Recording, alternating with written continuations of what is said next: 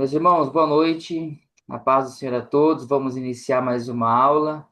Estamos aqui hoje para darmos continuidade à nossa matéria, finalizando esse módulo, né? Primeiro módulo, módulo um, para a glória de Deus. E eu, desde já, como sempre, né? Iniciando aí, rogando a Deus pelas suas misericórdias, que o Senhor nos alcance com a tua graça, nos dê sabedoria para que possamos aí compreender a tua palavra e tudo isso que nós estamos estudando seja aí de grande proveito para nós e também para o reino. Que Deus nos abençoe nesse tempo em nome de Jesus. Espero encontrar vocês bem, né, depois de um final de semana aí certamente abençoado, né, de culto. Louvado seja Deus por tudo isso. E nós estamos, vamos, né, iniciar hoje no o problema sinótico, né? Que está na página 359 da nossa apostila.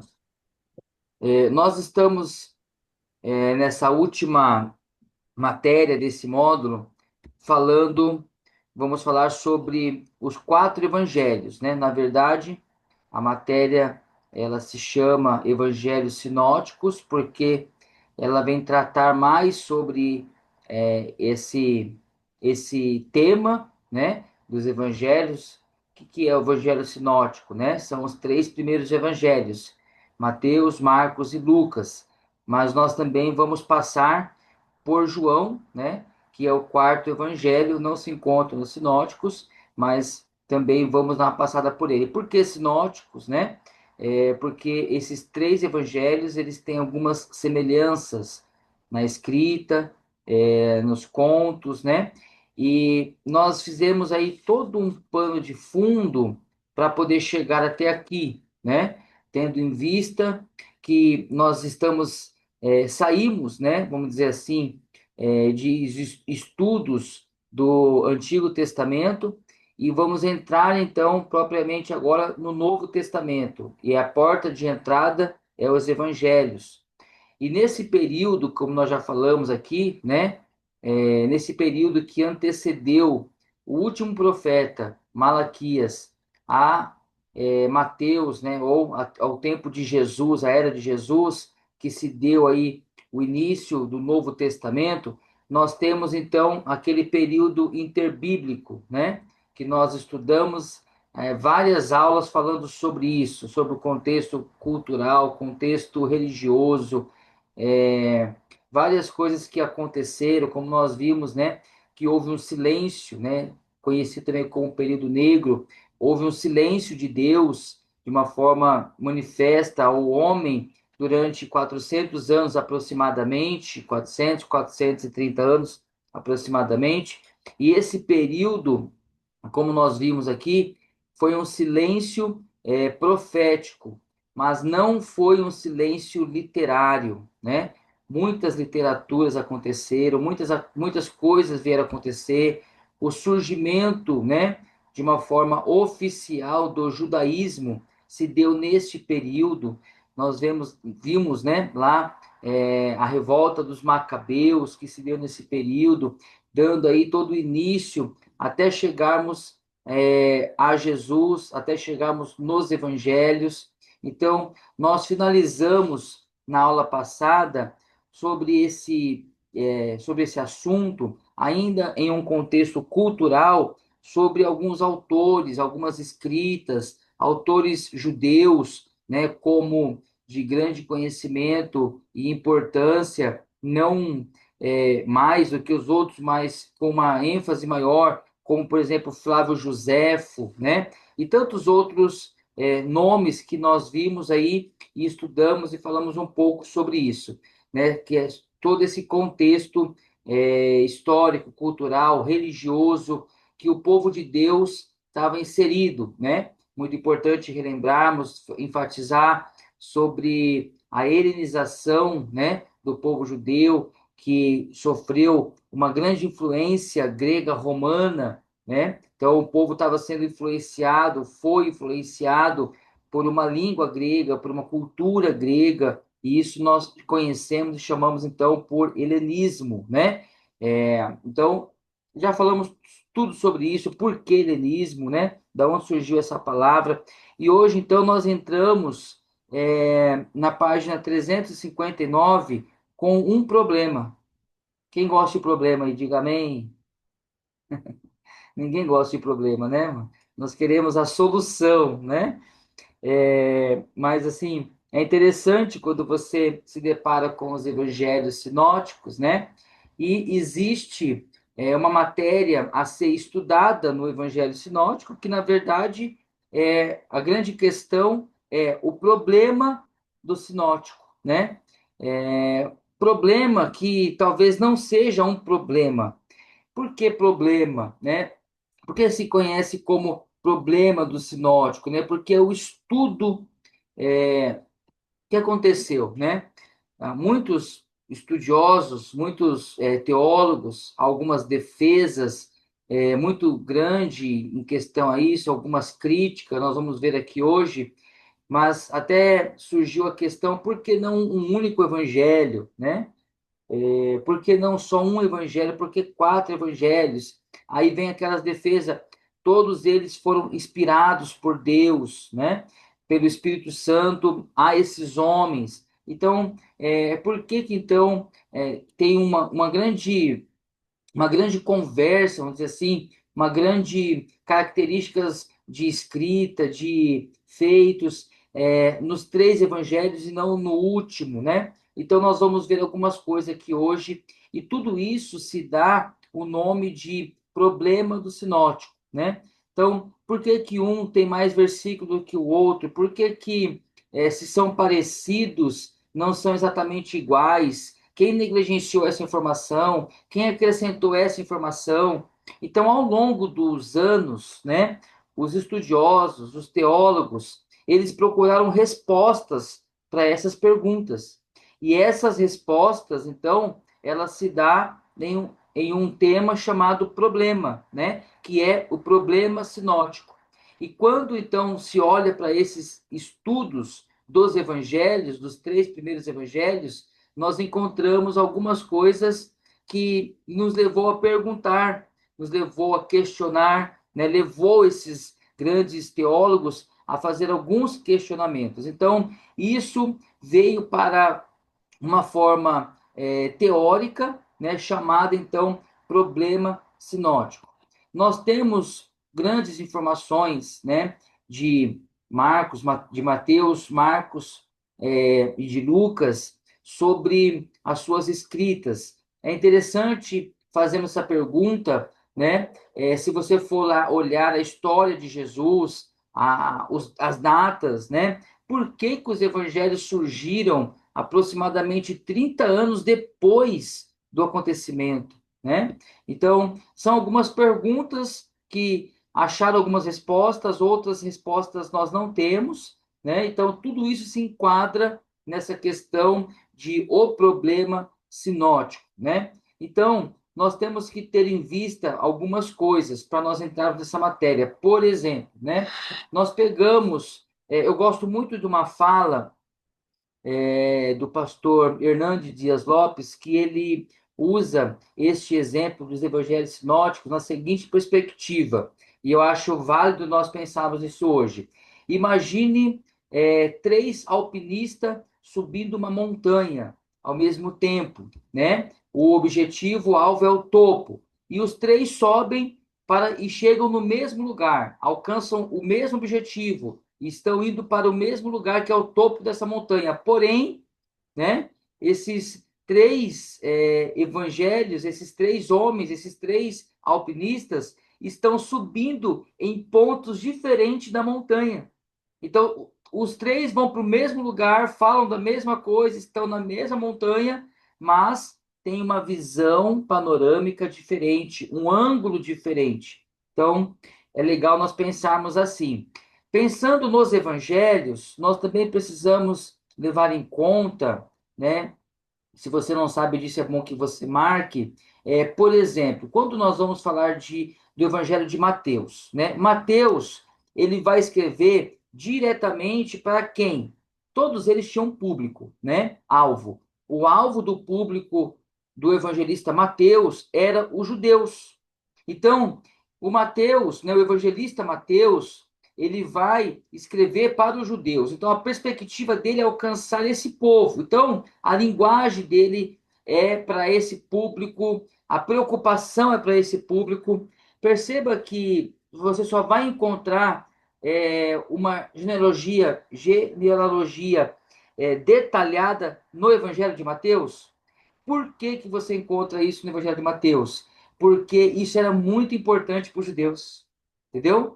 Então, Mateus ele vai anunciar o Rei dos Reis, que é Jesus. Quem é esse rei? Tem uma linhagem? Da onde que ele veio? Qual é a família dele? Né? Então, perceba que Mateus ele vai então escrever para os judeus, como anunciando Jesus é rei, né? Então ele anuncia que Jesus é rei, é o rei dos reis. Então ele precisa, como anúncio de um rei, ter uma perspectiva sobre aquilo que ele vai escrever, né? O público e o que ele quer alcançar. Então ele tem a sua linha de pensamento. Então é legal a gente pensar sobre isso. Por exemplo, Marcos, ele vai escrever para os romanos, né?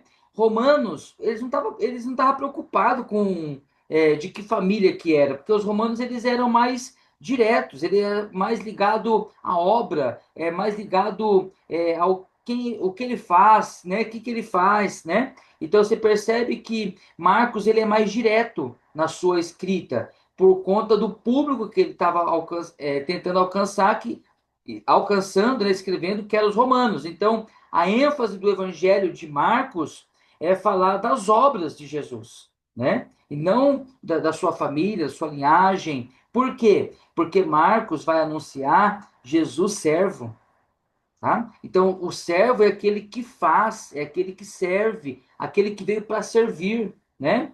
Então, percebe que é diferente, né? As perspectivas. Aí, quando você vai para Lucas, por exemplo, Lucas ele vai escrever para os gregos, né? Então, qual que era a preocupação de Lucas, né? Porque os gregos eles eram cheios de filosofia, de perfeccionismo. Então, Lucas ele vem anunciar Jesus, o homem, né? O Filho de Deus, porém o homem perfeito. Então, quando Lucas escreve para os gregos, ele anuncia então o homem perfeito. E depois, mais para frente, nós vamos ver João, que vem falar sobre o verdadeiro Filho de Deus, o Verbo que se fez carne. E o Evangelho de João, então, vem revelar Jesus como o Filho de Deus encarnado. Então, são 4 evangelhos, né? 4 alpinistas, vamos agora colocar João junto, subindo uma mesma montanha, alcançando o mesmo lugar, entendeu? Então, a perspectiva é diferente, o olhar é diferente, o público é diferente. Então, dado isso, né? Nós vemos os estudiosos tendo isso como um problema, né? Então, porque a teologia ela requer algumas respostas, né? Os teólogos. Então, se dá então esse problema conhecido na nossa matéria de hoje, ou conhecido na teologia como problema sinótico, né? Então, na página 359 vai falar um pouco sobre isso. Por que sinótico, né? Por que essa palavra? Essa palavra está aí na sua apostila, é um vocábulo grego que nada mais significa uma visão conjunta, né? Ou visto de um ponto de vista comum. Então, agora parece ter um problema, né? Porque eu acabei de falar que cada um tinha uma visão e agora a visão é comum, né? Eles olhavam numa perspectiva diferente, né? Num grau diferente, mas o alvo era o mesmo, né? Aonde eles iam chegar, onde eles queriam chegar, era o mesmo lugar. A pessoa que eles estavam falando é a mesma pessoa, né? O evangelho é o único evangelho, né? Que é o evangelho de Jesus Cristo.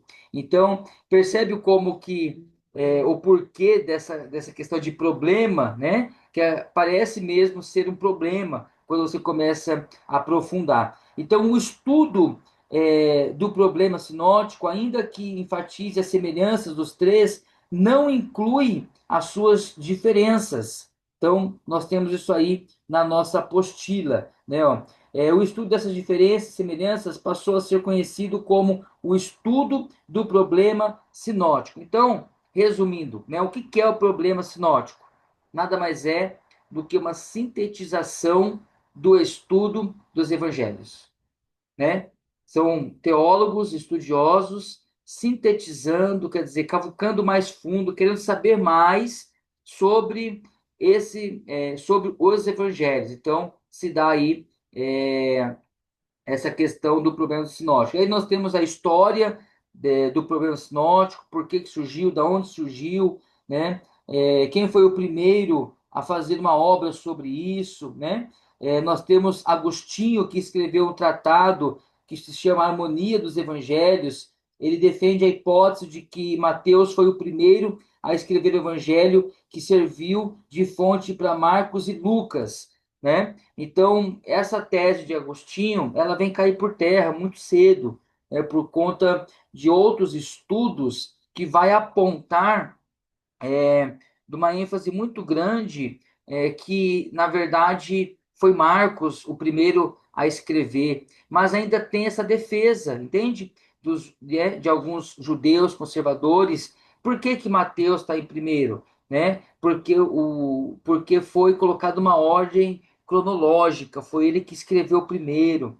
Então, se Mateus escreveu primeiro, é, Marcos e Lucas bebeu da fonte de Mateus, da escrita de Mateus. Mas da onde que Mateus bebeu? Qual fonte que Mateus bebeu?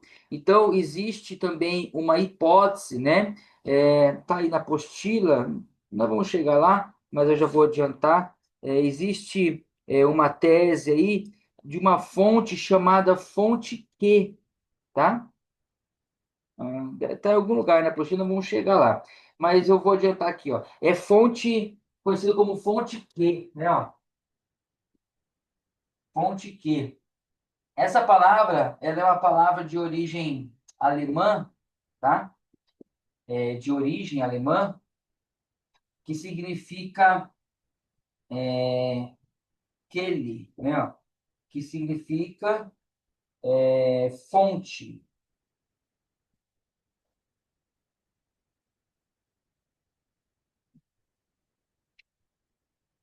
ok? Pegaram aí, não? Então, existe também essa grande hipótese aí, né, ó, de que houve essa questão, uma fonte chamada que, né, ó, dada por conta de uma palavra alemã que significa fonte, né, no aquele que significa fonte, a qual acredita-se que um evangelista ou alguns evangelistas beberam dessa fonte. Olha que interessante, né? Ó. Então, deixa eu ajustar aqui.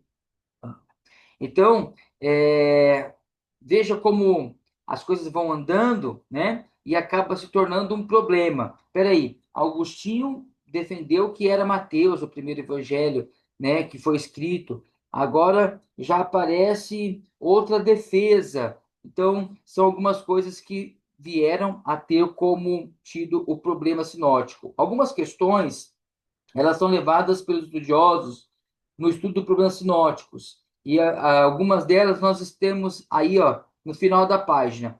Quais foram as fontes que eles usaram, né?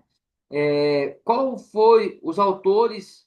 Os autores foram realmente autores ou foram redatores?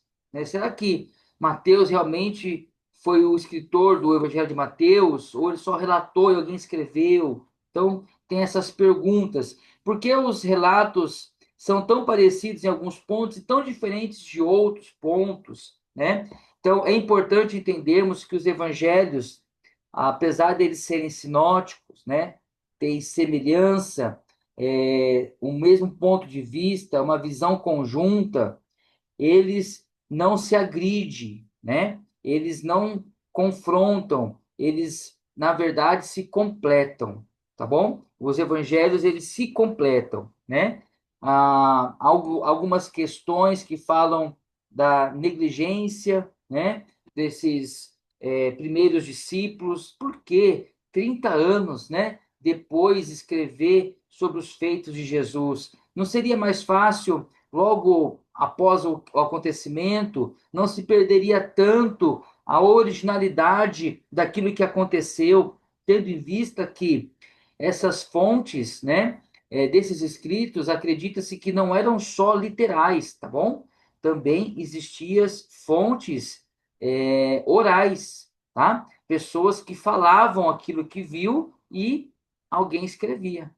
Olha que interessante, né? Então, tem tudo isso para levar para um probleminha para a gente resolver, né?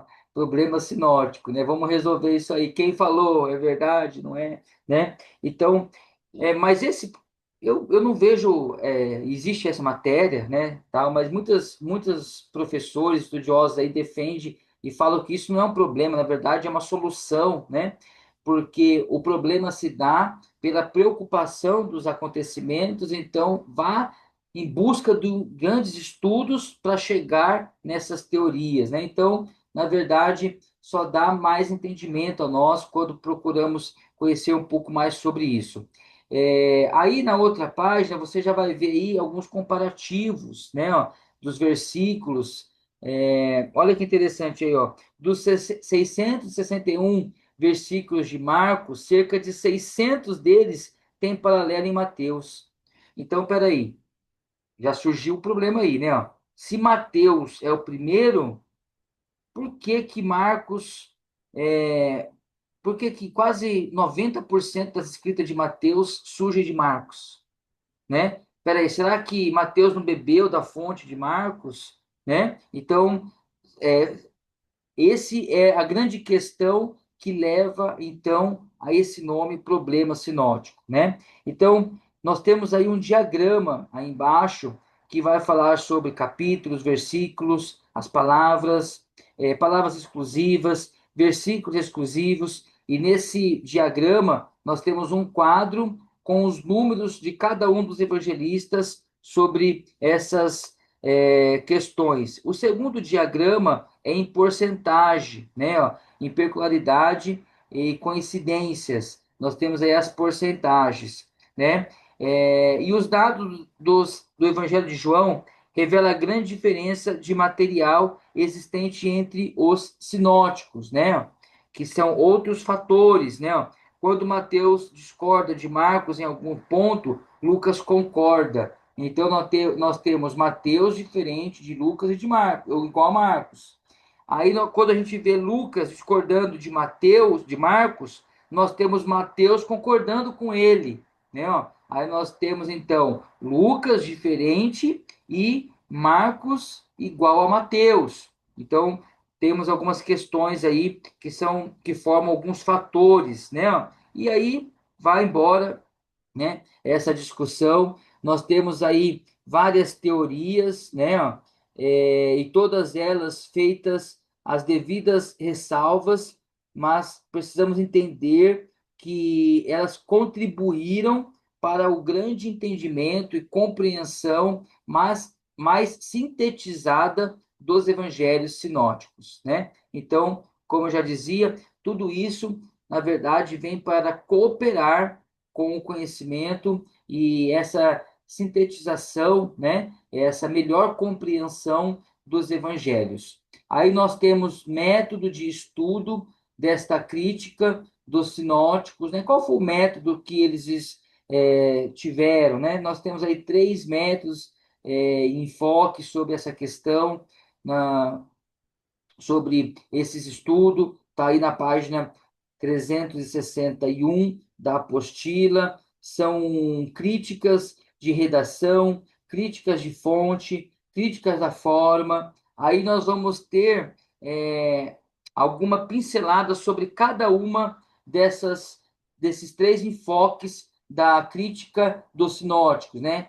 Aí tem aí a crítica da forma, que é o item 2.2.1, já passando para a página 362, né? Aí nós vamos encontrar dentro disso, né, ó, lá em cima tá falando aí, sobre esse período literário dos evangelhos, né, ó, que quando nós vemos aí essa matéria ou esse material que foi transmitido, ele foi transmitido de uma forma oral, né? Oralmente, né? Então, surgem essas críticas, surgem essas teses numa defesa para poder, então, compreender. Aí nós temos algo interessante aí, ó, para poder bater o olho também, esse método de crítica, na verdade, não é exclusivamente privativo dos evangelhos e nem de material bíblico. Ele nasceu deixa eu colocar meu ajudador aqui, com Hermann Guckel, na análise literária de sagas do Evangelho e Testamento. Esse método pode ser usado para qualquer tipo de literatura que tenha sido ou que tenha tido um período pré-literário. No começo do século XX, no começo do século XX, a crítica da forma foi aplicada ao Novo Testamento. E alguns estudiosos críticos da forma escreveram obras importantes sobre o assunto. Aí nós temos vários autores, aí, ó, várias obras que surgiram, algumas informações importantes, né? Ó, algumas que traz um estudo aprofundado, todas elas trazem grandes estudos, algumas vai até mesmo discordar, né? A gente vê lá em 1835, quando vem defender, achando que a história dos evangelhos eram mitos criados pela igreja. Olha só, né? Então, a gente tem essas questões que vão surgindo. Por exemplo, no mesmo ano, Karl Rahmann, ele surge com a hipótese de que Marcos foi o primeiro evangelho. Então, veja que esse problema vai levando esses estudiosos a cavucar um pouco mais fundo, né? Há um grande consenso entre todos os teólogos, vamos assim dizer, ou 90%, de que Marcos foi o primeiro evangelho a ser escrito, tá bom? Então, se alguém um dia te perguntar, né, uma pergunta teológica, qual foi o primeiro evangelho, é correto responder que foi Marcos, né? Porque há um grande consenso entre os estudiosos de que a primeira escrita dos evangelhos se deu a partir do evangelista Marcos, né? João Marcos. Aí nós temos também, já em 1901, alguém que falou, né, que Marcos bebeu de uma outra fonte. Olha lá, achei aqui, ó, essa fonte que, né, ó, eu já coloquei na lousa aí explicando o que que é isso, né, ó, para a composição de Mateus e Lucas, junto com Armos, criaram a teoria dos dois documentos, Marcos e que, né? Tem um gráfico, não está aí na apostila, eu vou colocar aqui depois, acho que no intervalo para vocês verem, né? Que está assim, ó, Marcos e que, né? Ó, são duas fontes, né? A fonte de Marcos, o Evangelho de Marcos, e a fonte que, né? Ó, que são fontes desconhecidas. Essas fontes nunca tiveram acesso a elas, nunca foram vistas, né? É uma hipótese de que houve uma fonte a qual os evangelistas beberam. Alguns dizem que até Jesus, né? Teve contato com essa fonte chamada fonte que. Também não está aqui na apostila, né? Mas eu acho que é legal vocês saberem que existiu também até uma, uma hipótese de que os evangelistas beberam de uma fonte que chamava Ditos de Jesus, né? Então, são teorias, né? São hipóteses que a gente vê no estudo da teologia, tá, queridos? Algumas coisas nós temos a fonte, algumas coisas nós temos a exatidão e outras são hipóteses, né? Então, há essa hipótese de que os evangelistas beberam dessa fonte que beberam dessas fontes que na época contava-se, ou tinha como ditos de Jesus, e é muito relevante pensar que existia por conta da data que eu já falei aqui, né? Se você for pegar lá a história da crucificação de Cristo, a ressurreição, a ascensão e da escrita dos evangelhos, nós temos aí aproximadamente 30 anos de intervalo. Então, quantos ditos não surgiram nesses 30 anos, não é? Quantos pequenos autores, quantas pequenas escritas não aconteceu ao longo desses 30 anos? Então, não é de se duvidar que existia, então, esses tão famosos ditos de Jesus, a qual vieram cooperar para a escrita dos evangelhos. Lembrando que nada disso diminui ou tira a possibilidade daquilo que nós cremos, que toda a Bíblia ela é inspirada pelo Espírito Santo. Os evangelhos, os evangelistas também foram inspirados pelo Espírito Santo, né? Então, houve a inspiração divina, mas também houve o acréscimo não, a cooperação da literatura, né? Dos livros, né? Então, assim como todo o Novo Testamento, né, tem a cooperação do Antigo Testamento. Quantas escritas que a gente vê no Novo Testamento citando o Antigo Testamento, né? Então, além disso, também existiam outras literaturas a qual certamente esses homens vieram beber dessas fontes para poder trazer grandes informações, informações tão preciosas que nós encontramos nos evangelhos. Aí nós temos outros nomes, né, de muita relevância no 903, também o mais antigo evangelho, onde ele é um autor aqui, Jonathan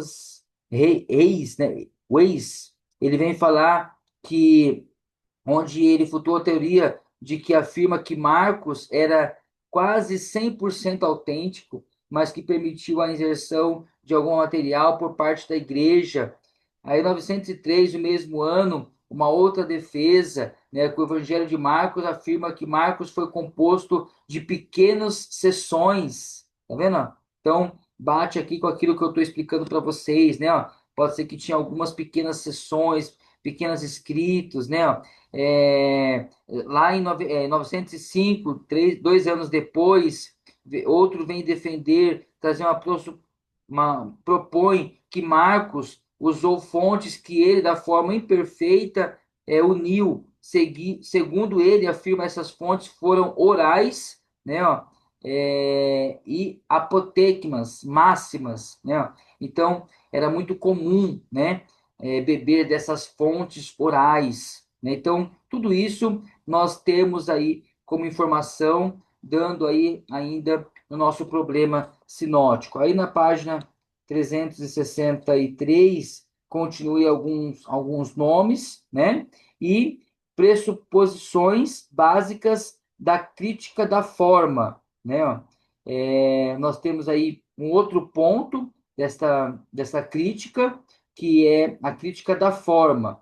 Os relatos sobre a vida de Jesus, as suas declarações, a transmissão oral foi feita de responsabilidade não de indivíduos, mas da comunidade. Nós temos aí algumas pressuposições dessas fontes de críticas da forma, né, a qual os evangelistas vieram então a beber. Agora, na página 364, nós temos aí algumas contribuições da crítica da forma, né? Que ela não vem mostrar que o evangelho, né, demonstrou que o evangelho não surgiu num vácuo, mas na vida ativa, né, da igreja que testemunhava e evangelizava, né, na vida ativa Duma da igreja que testemunhava e evangelizava. Tentou descobrir exatamente o que Jesus disse. Então, contribuições dessa crítica da forma era nada mais, nada menos do que uma validade, uma busca mais fiel, podemos assim dizer, né? Mais, é, ou quer dizer, sintetizada mesmo, né? Não tem outra palavra, né? Então, tudo isso contribuiu para essa busca de uma forma muito sintetizada, fiel, de uma fonte válida, vamos dizer assim, para aquilo que estava sendo escrito ou daquilo que eles defendiam que já tinha sido escrito, né? Então, a ênfase na análise literária tem sido importante e tem servido como meio de levar a reconstituição da tradição oral dos evangelhos e das obras de Jesus. Aí nós temos também uma avaliação da crítica da forma que se deu aí, também foi criado cerca de 40 anos, quer ver, ó? Segundo os críticos, a tradição do evangelho foi criada em apenas 40 anos. A presença de testemunhas oculares no período formativo e a capacidade delas em verificar a salvaguarda e a tradição que esteve na escrita 20 a 40 anos depois de Cristo é negligenciada. Olha que interessante, né? Então, tem aí uma avaliação, a crítica da forma negligenciada, o testemunho dos primeiros cristãos e dos pais da igreja acerca de Jesus e dos evangelhos. Então, isso é questionado, isso tem uma pergunta, né? O porquê que não fizeram, por que não escreveram. Então, se dá nesse problema sinótico e se dá nessa avaliação da crítica de forma. Aí nós temos outros pontos, que está aí na página 365, né? Que certamente vocês já leram todos eles, e todos eles vêm falar sobre essa forma oral, dessa forma que traz aí uma compreensão